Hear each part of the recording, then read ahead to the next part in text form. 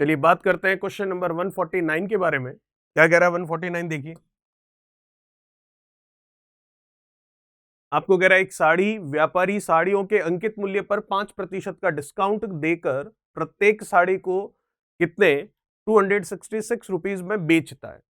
Discount कितना देता है? 5% का, और बेचता कितने में? 266।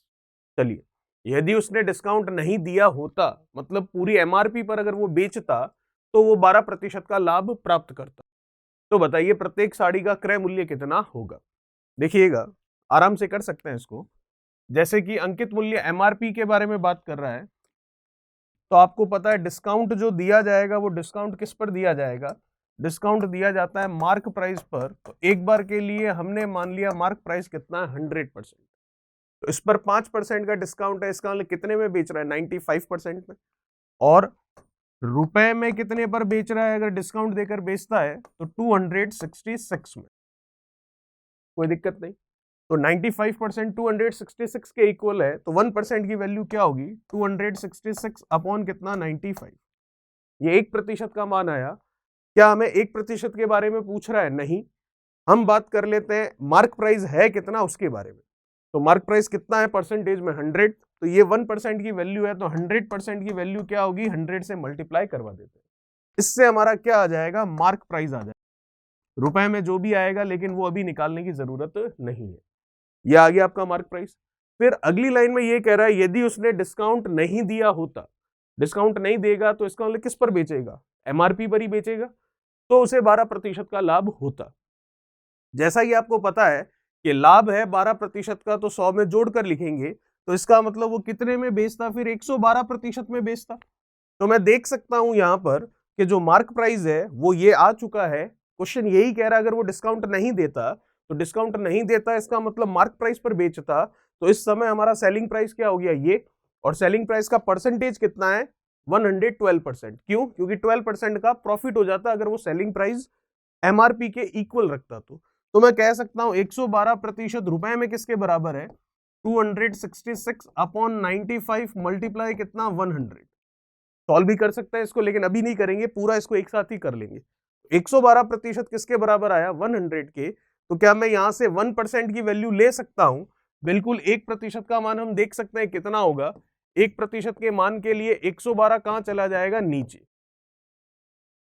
ये आ गई 1% की वैल्यू। तो क्या हमें 1% निकालना है? सेलिंग प्राइस निकालनी है क्या एमआरपी पर बेचने के लिए? नहीं, आपको पूछ रहा है साड़ी का क्रय मूल्य क्या होगा। तो आप देख सकते हैं यहां से 112% विक्रय मूल्य था, 1% का मान ये आया। तो हम देखते हैं कि कॉस्ट प्राइस को हम 100% मानकर चलते हैं, तो हमें सेलिंग प्राइस पता है 12% लाभ के लिए। तो हम यहां पर क्रय मूल्य निकाल सकते हैं। तो 100% की वैल्यू निकालनी है, तो 1% का मान ये है, तो 100% का मान क्या होगा? 100 से हम गुणा कर लेते हैं। इसको सरल करना, आपका आंसर आ जाएगा। तो देखते हैं कौन कौन से कैंसिल हो रहे हैं, उनको कैंसिल कर लेते हैं। 5 से ये गया कितना? 20। 5 से ये चला जाएगा कितना? 19। और कुछ कैंसिल होने के लिए 19 से इसको कर लेते हैं। 19 से ये गया कितना? एक बार। कितना रह जाएगा? 7। फिर चला जाएगा ये कितना? 4 बार।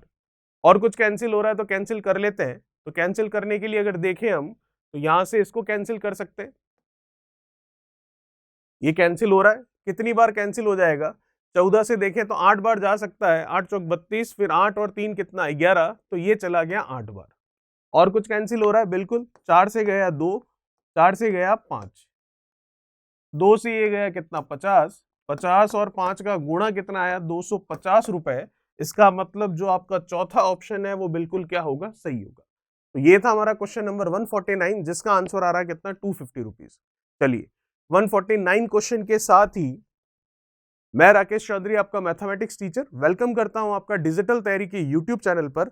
जैसा कि आपको पता है, हम बात कर रहे हैं रुक्मिणी पब्लिकेशन की प्लेटफॉर्म बुक के बारे में, जिसमें हमारा चैप्टर चल रहा है प्रॉफिट एंड लॉस, जिसमें हम देख रहे हैं लेवल 1, और उसका पार्ट देख रहे हैं पार्ट नंबर 16। एक क्वेश्चन हो चुका है, बात करते हैं अगले की।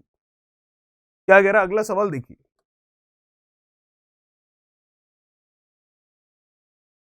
क्या है 150। देखिएगा, एक कंपनी अपने द्वारा उत्पादित वस्तुओं की सूची मूल्य पर 10% की छूट देती है, ठीक है, और 20% का लाभ कमा लेती है।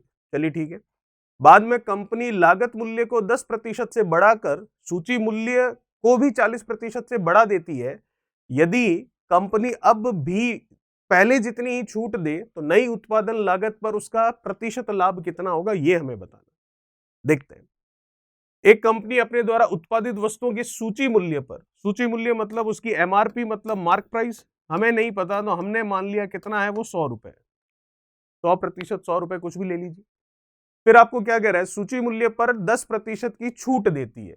10% की छूट देती है, इसका मतलब कितने में बेच देता है, बेचना है 10% छूट के साथ तो 90 रुपए में बेच देगा, कोई दिक्कत नहीं। और 20% का लाभ कमाती है। तो अब आप देख सकते हैं सेलिंग प्राइस आ चुका है रुपए में कितना, 90, ठीक है। लाभ कितने का, 20% का। तो यहां से अगर हम देखें 20% का लाभ है, इसका 120% पर बेच रहा है, और 120% रुपए में किसके बराबर है, 90 के। तो 1% का मान कितना होगा, 90/120। और क्रय मूल्य के लिए 100% चाहिए होता है, तो 100% का मान निकालना है तो 100 का गुणा कर लेंगे। इससे हमको क्या मिलेगा, कॉस्ट प्राइस मिलेगा, क्रय मूल्य मिलेगा, ठीक है। कितना आ रहा है, ये 0, ये गया 3 से, ये गया 25 का 3 से गुणा 75 रुपए उस वस्तु का कॉस्ट प्राइस एक बार के लिए आ चुका है, सेलिंग प्राइस आ चुका है और एमआरपी आ चुकी है। चलिए, ये एक कंडीशन हो गई। अब आगे क्या बोल रहा है, बाद में कंपनी लागत मूल्य को 10% से बढ़ा देती है। तो बाद में कंपनी लागत मूल्य को, जो उसकी कॉस्ट प्राइस है, उसे 10% से बढ़ा देती है। तो सीपी कितना देख पा रहा हूं मैं, 75 रुपए है, इसमें 10% बढ़ा देगी तो 75 का 10% आप देखेंगे 7.5 होगा, वो बढ़ चुका है। तो 75 में 7.5 में ऐड कर लूं तो कितना हो जाएगा, 82.5 हो जाएगा। ये हमारा नया वाला सीपी हो जाएगा, ठीक है यहां तक। फिर आपको क्या कह रहा है, सूची मूल्य को भी 40% से बढ़ा दिया। तो आप देख सकते हैं सूची मूल्य मार्क प्राइस कितना है, 100 है, इसको भी 40% से बढ़ा दिया तो न्यू एमपी मार्क प्राइस आ गया 140 रुपए, ठीक है यहां तक। चलिए आगे देखते हैं। यदि कंपनी अब भी पहले जितनी ही छूट दे, तो पहले कितनी छूट दे रही थी, 10% की, तो पहले जितनी ही छूट दे, तो आपको कह रहा है नई उत्पादन लागत पर उसका प्रतिशत लाभ क्या होगा, नई उत्पादन लागत पर। तो नया सीपी आ चुका है, नया मार्क प्राइस अंकित मूल्य आ चुका है, तो नया एसपी आ जाएगा। क्यों, क्योंकि 10% छूट दे दीजिए तो नया एसपी सेलिंग प्राइस मिल जाएगा। तो निकाल लेते हैं न्यू एसपी क्या है वो।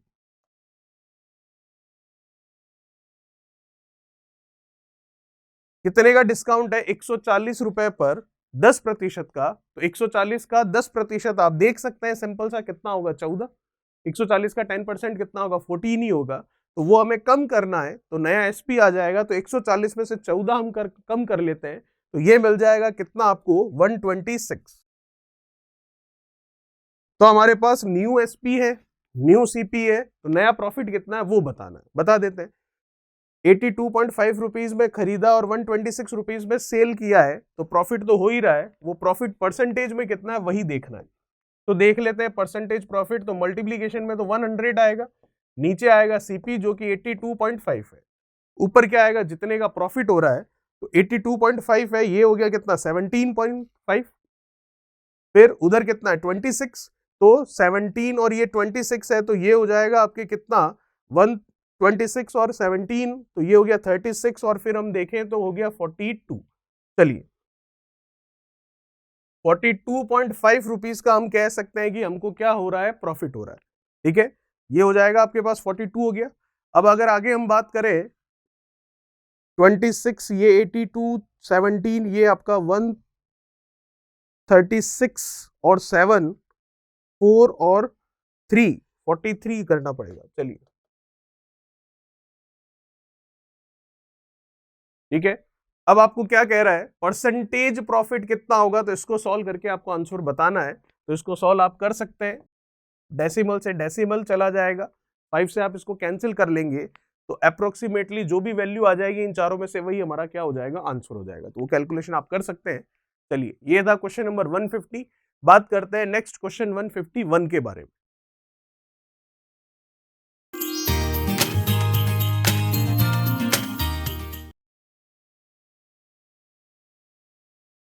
क्या होगा 151, देखिए एक दुकानदार प्रतिशत लाभ की गणना क्रय मूल्य पर करता है तथा दूसरा प्रतिशत लाभ की गणना कैलकुलेशन विक्रय मूल्य पर करता है।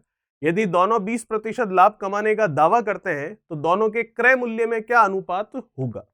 यह मान लीजिए कि पहले दुकानदार का क्रय मूल्य दूसरे दुकानदार के विक्रय मूल्य के बराबर। चलिए देखते हैं। फर्स्ट कंडीशन क्या है? पहले दुकानदार के लिए कह रहा है कि क्रय मूल्य पर दूसरा दुकानदार विक्रय मूल्य पर परसेंटेज प्रॉफिट की कैलकुलेशन करता है।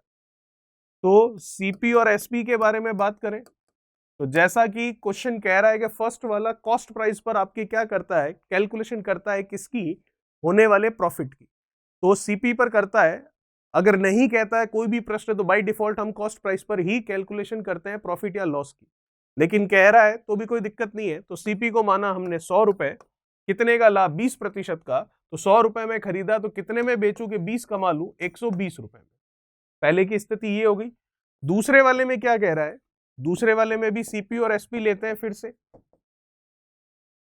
आपको कह रहा है सेकंड वाले में कैलकुलेशन करता है वो किस पर, सेलिंग प्राइस पर, और प्रॉफिट 20% ही है। और साथ में ये भी कह दिया है कि फर्स्ट वाले का सीपी सेकंड वाले के एसपी के बराबर है, तो ये सेकंड वाले का एसपी हो गया 100 रुपए। अब सिंपल सा लॉजिक है, 100 रुपए में बेचा है और 20% कमाया है। तो 100 रुपए में बेचकर 20% मतलब 20 रुपए कमाए हैं, तो लाया कितने में था, 80 रुपए में। अब आपको कह रहा है कि दोनों के विक्रय मूल्य, ये तो ठीक है, तो हमें अनुपात किसका बताना है, दोनों के क्रय मूल्यों का। तो पहले का क्रय मूल्य कितना है आप देख सकते हैं, 100 रुपए। दूसरे का क्रय मूल्य कितना है, 80 रुपए। तो 100 और 80 का आपको सिर्फ और सिर्फ क्या बताना है, यहाँ पर रेशियो बताना, जो कि आ गया 5:4। और वो मैं देख सकता हूं चौथा ऑप्शन आपका बिल्कुल सही होगा। चलिए, ये था हमारा क्वेश्चन नंबर 151। बात करते हैं नेक्स्ट क्वेश्चन 152 के बारे में। क्या कह रहा है, 152 नंबर देखिए। एक दुकानदार रेडियो के अंकित मूल्य पर 10% की छूट देता है और 20% लाभ कमाता है। दूसरा दुकानदार उसी रेडियो के समान अंकित मूल्य पर 20% छूट देता है और 10% लाभ कमाता है। तो दोनों दुकानदारों के क्रय मूल्यों में क्या अनुपात होगा, यह हमें बताना है। आराम से कर सकते हैं। पहले वाले की बात करते हैं। अंकित मूल्य पर 10% की छूट है, तो मान लिया मार्क प्राइस क्या है, 100 रुपए। कुछ भी मान सकते हैं, कोई फर्क नहीं पड़ेगा वैसे, ठीक है, क्योंकि अनुपात निकाल रहे हैं इसलिए। अंकित मूल्य 100 रुपए माना, 10% की छूट दी, तो बेचा कितने में, 100 पर 10 छोड़ दिया तो 90 में बेचा। और 90 में बेचते हुए 20% कमा लिया। तो 20% कमाया मतलब 120% पर बेचा। तो 120% रुपए में किसके बराबर दिख रहा है आपको, 90 के। तो 1% किसके बराबर होगा, 90 बट्टा आप लिखोगे 120।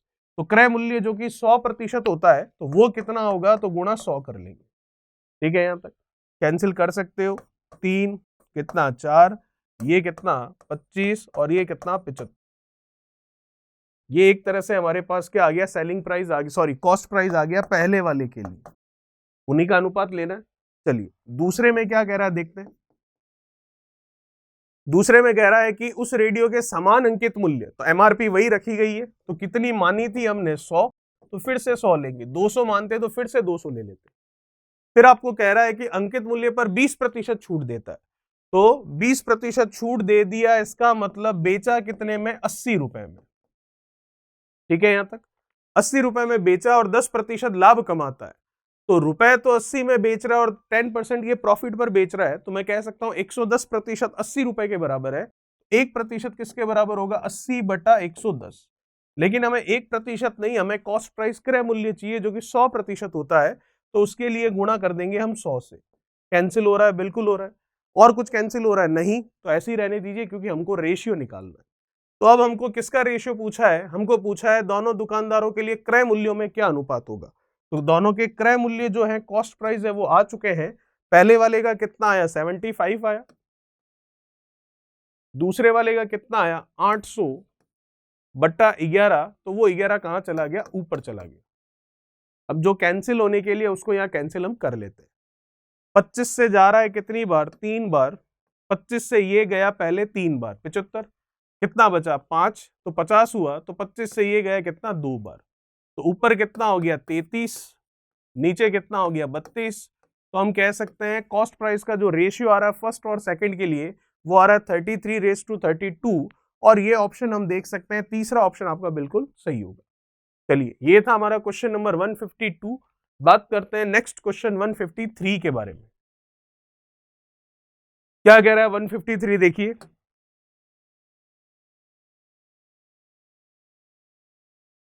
एक व्यापारी 15 रुपए प्रति किलोग्राम की दर से 20 किलोग्राम गेहूं खरीदता है और 13 रुपए प्रति किलोग्राम की दर से 50 किलोग्राम गेहूं खरीदता है। ये यहां तक उसने खरीदा है 20 किलो अलग और 30 किलो अलग। 20 किलो खरीदा 15 रुपए से और 30 किलो खरीदा 13 रुपए से। फिर इनके मिश्रण को वो 33 से 1/3% लाभ पर बेचने के लिए गेहूं को प्रति किलोग्राम किस दर पर बेचना चाहिए। चलिए देख लेते हैं। तो पहले तो सीपी देखते हैं कि कॉस्ट प्राइस कितना आ रहा है पूरे इस मिश्रण का। तो सीपी निकालते हैं, कॉस्ट प्राइस निकालते हैं। क्या होगा सीपी? 15 रुपए प्रति किलोग्राम की दर से 20 किलोग्राम गेहूं खरीदा, तो 15 रुपए 1 किलो का है और 20 किलो गेहूं लिया है, तो 300 रुपए उसने अभी तो दे दिए। फिर 13 रुपए 1 किलो का है और उसने 30 किलो गेहूं लिया है, तो 390 रुपए उसने और दे दिए। तो टोटल कितने रुपए उसने खर्च कर दिए? 690 रुपए उसका सीपी कॉस्ट प्राइस आ चुका है अभी तक। फिर कह रहा है मिश्रण को 33 से 1/3% लाभ पर बेचने के लिए गेहूं को प्रति किलोग्राम किस दर पर बेचना चाहिए, मतलब सेलिंग प्राइस निकालना है।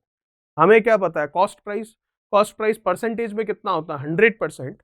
तो 100% की वैल्यू कितनी है? 690। तो 1% की वैल्यू में देखूं तो कितना होगा? 1% की वैल्यू होगी 690/100। क्या हमें 1% की वैल्यू चाहिए? नहीं, हमें चाहिए 33 से 1/3% लाभ पर बेचने पर होने वाले प्रॉफिट का। ठीक है, सेलिंग प्राइस निकालना है। तो 33 से 1/3% है, तो इसको अगर ढंग से लिखें तो हम क्या लिखेंगे? 33 का 3 से कितना हो गया? 99, और 1 कितना? 100। 100/3% का ये बोल रहा है प्रॉफिट। फ्रैक्शन में भी ले सकते हो, 1/3 हो जाएगा। तो इतने का प्रॉफिट है, तो जितने का प्रॉफिट होता है 100 में जोड़ देते हैं। तो 100 में ये जोड़ेंगे तो 100 प्लस 100/3 करेंगे तो कितना हो जाएगा? ये आपके 400/3। तो इसका मतलब हमें 400/3% की वैल्यू निकालनी है। तो ये 1% की वैल्यू है, तो 400/3% की वैल्यू क्या होगी ये हमें बताना। बस आगे आपका आंसर। कैंसिल होने के लिए तो ये 00 से ये 00 है, 3 इसको कैंसिल करेगा, 3 से गया 2, 3 से गया 3 और ये आ गया 0। ठीक है, फिर सिंपल सा गुणा करना है। 0 4 का 3 से 12, 4 का 2 से 8 और 1 9, 920 रुपए हमारा होगा आंसर सेलिंग प्राइस का, लेकिन पूरे मिश्रण का। क्वेश्चन ने पूछा है प्रति किलोग्राम, तो टोटल गेहूं कितना आया अभी तक? 20 किलो और 30 किलो, टोटल गेहूं आया है 50 किलो। तो ये आया 50 किलो की टोटल रेट, हमें पर केजी निकालना है। तो 920 में आप 50 का भाग दे दीजिए, ये तो चला गया, 5 से गया, ये एक बार कितना बचा? 4। 42 है, तो अब जाएगा 8 टाइम्स, फिर होगा ये 20, फिर जाएगा 4 बार, तो 18.4 हम देख सकते हैं, मतलब तीसरा ऑप्शन आपका बिल्कुल सही होगा। चलिए, ये था हमारा क्वेश्चन 153। बात करते हैं 154 के बारे में।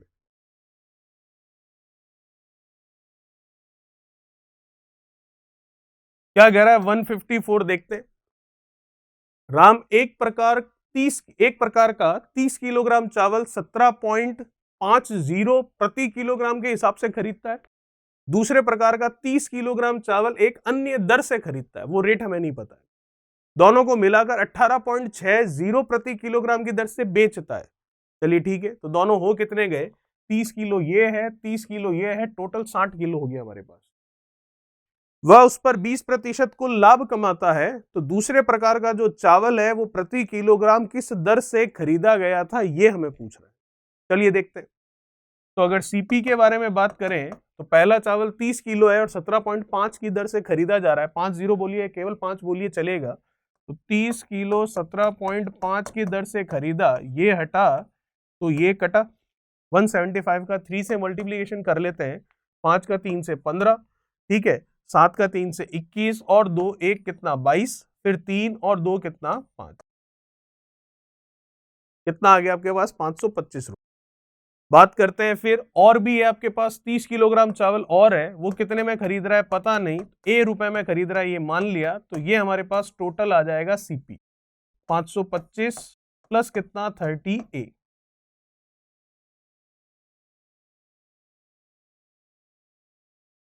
ये आ गया 525 प्लस 30 ए, इनकी टोटल कर ली, जो कि हमारा क्या है टोटल सीपी है।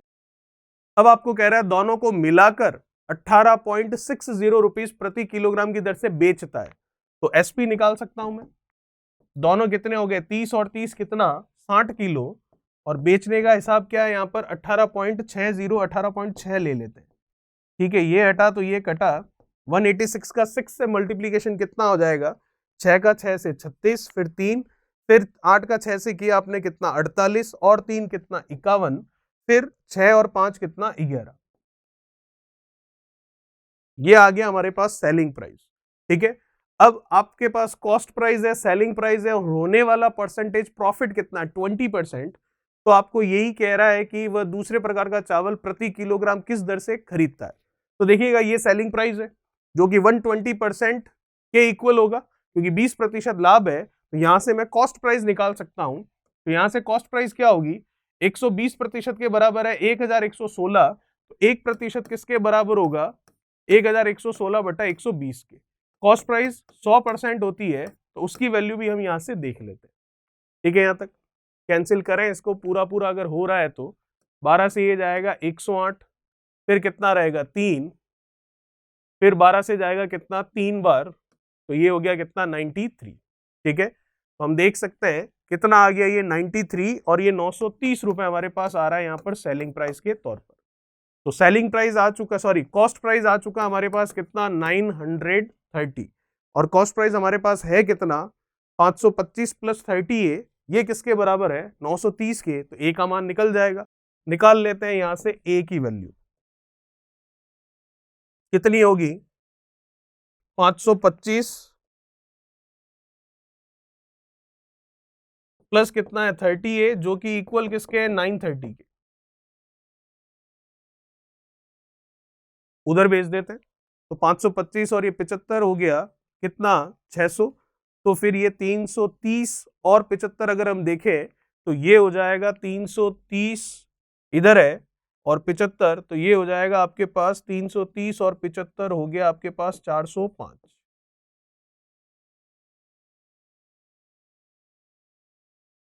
इसकी वैल्यू आपको निकालनी है, जो कि हम निकाल सकते हैं। 3 से डिवाइड कर दीजिए, 5 और 4 9, पूरा पूरा चला जाएगा।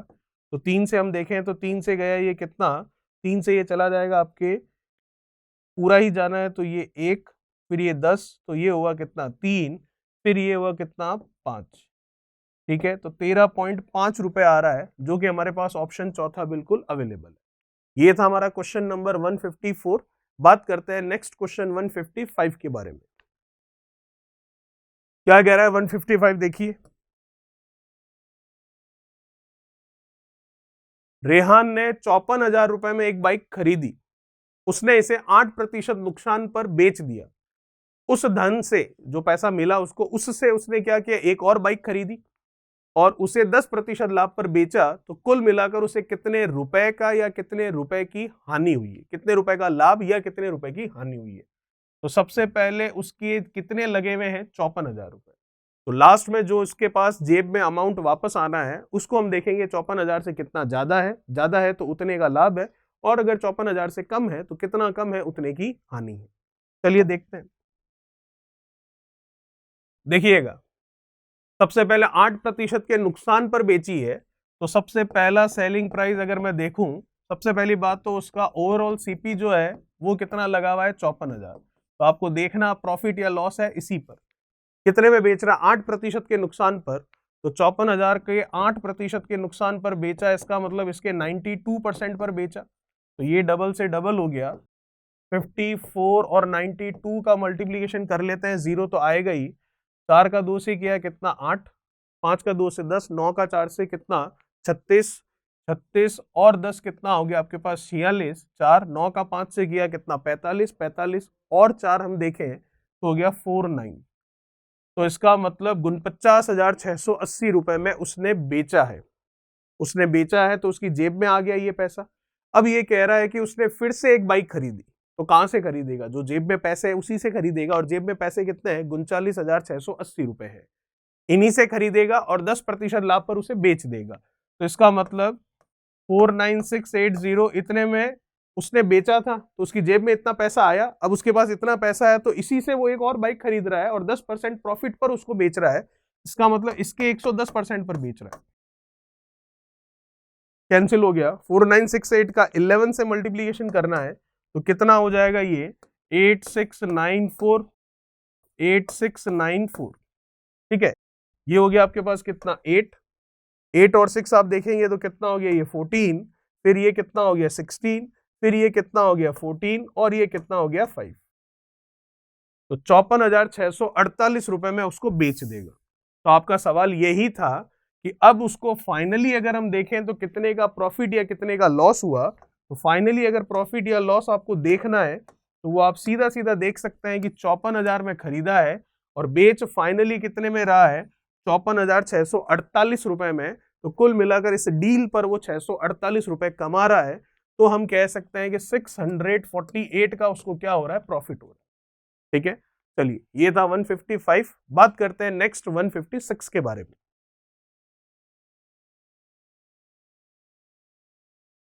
क्या कह रहा है? 156 देखिए। अजय ने एक वस्तु विजय को 20% लाभ पर बेची। विजय ने उसी वस्तु को अजय को 10% हानि पर बेच दिया। इस संपूर्ण लेन देन में अजय को कुल मिलाकर 60 रुपए का लाभ हुआ। तो वस्तु का वह मूल्य बताइए जिस पर अजय ने खरीदा था। चलिए देखते हैं।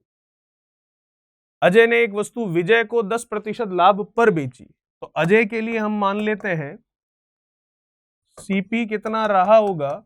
100। अजय ने विजय को बेची है 20% लाभ पर, तो इसका मतलब 100 पर 20 का लाभ मतलब कितने में बेचा? 120 में। अजय ने विजय को बेचा, तो विजय ने खरीदा कितने में? खरीदा विजय ने 120 में। तो विजय के लिए अगर हम बात करें तो विजय के लिए सीपी कितना है? 120 रुपीज। ठीक है, यहां तक विजय ने खरीदा है, फिर विजय ने उसी वस्तु को अजय को बेचा है 10% हानि पर। तो खरीदा कितने में? 120 में। तो इसको उसने बेचा, किसको बेचा? फिर से अजय को। कितने पर? 20%, 10% हानि पर। ठीक है, तो 120 पर 10% की हानि आप देखोगे तो कितना होगा? 12। तो 12 रुपए कम में बेचा, तो इसका मतलब कितने में बेचा? 108 रुपए में। ठीक है, यहां तक। तो अजय ने खरीदा, तो अजय ने अब कितने में खरीदा इसको? अजय ने खरीदा इसको 108 रुपए में। तो आपको कह रहा है कि अजय को कुल मिलाकर 60 रुपए का लाभ हुआ इसमें। लेकिन जो हमने वैल्यू मानी थी उसके अनुसार तो हम देखें 100 रुपए था और इसने खरीदा है कितने में? 108 में। ये तो क्रय मूल्य था जितने में उसने खरीदा था।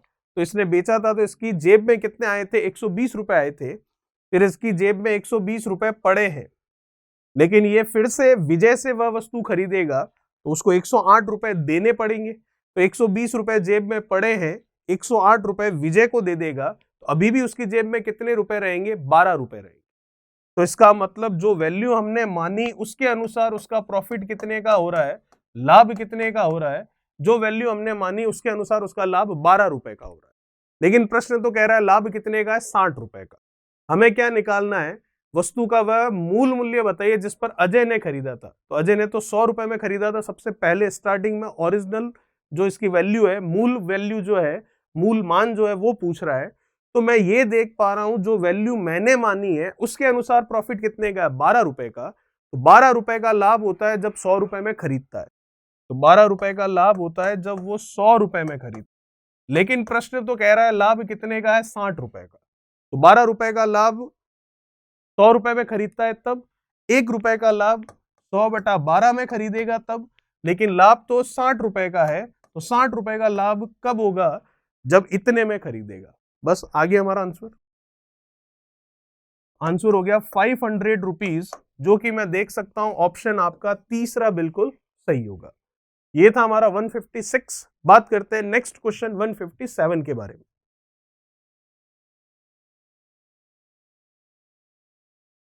क्वेश्चन नंबर 157, इसकी बात करेंगे हमारे नेक्स्ट पार्ट में। तब तक चैनल को सब्सक्राइब, वीडियो को लाइक, शेयर और कमेंट बॉक्स में कमेंट्स कीजिए। Thank you so much. Please like, share, subscribe.